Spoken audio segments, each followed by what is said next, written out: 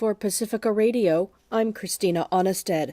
Funerals begin today for the 5 people killed in a mass shooting at a bank in Louisville, Kentucky. They're scheduled to last into the weekend.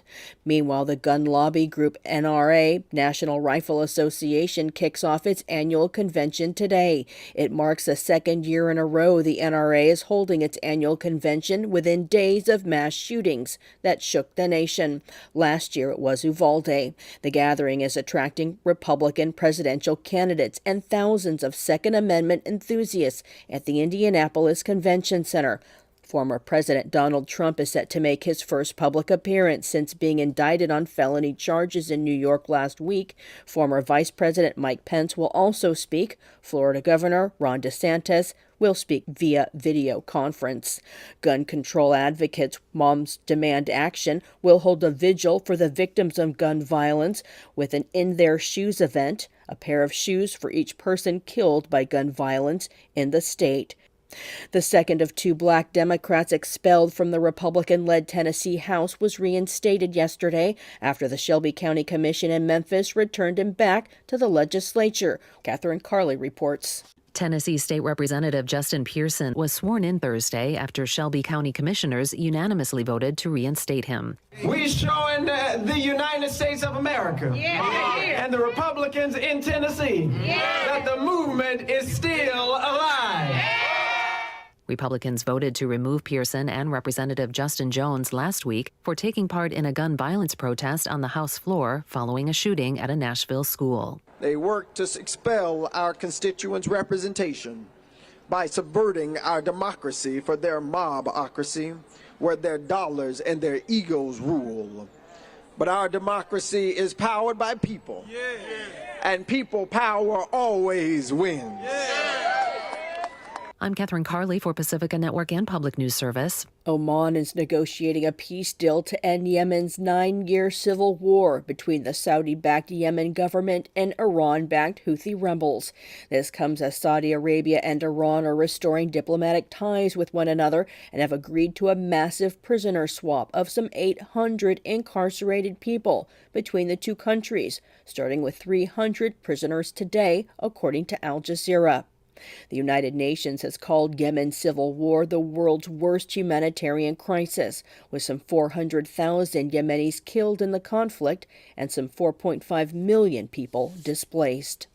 In the U.S., the Justice Department says it will appeal a Fifth Circuit court ruling upholding some restrictions on the use of the abortion medication mifepristone to the U.S. Supreme Court. The Justice Department said it will ask the nation's high court for an emergency order to put any restrictions on hold after Donald Trump's appointees at the 5th District Court of Appeals voted to temporarily narrow a ruling by a lower court judge in Texas that had completely blocked the Food and Drug Administration's approval of the nation's most commonly used method of abortion.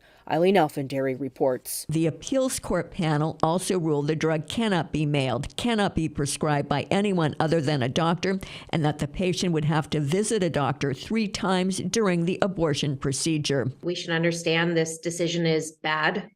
Full stop. Shannon Olivieri-Hovis is the director of NARAL Pro-Choice California. And we know that mifepristone is safe, it's effective, it's been FDA approved for more than 20 years.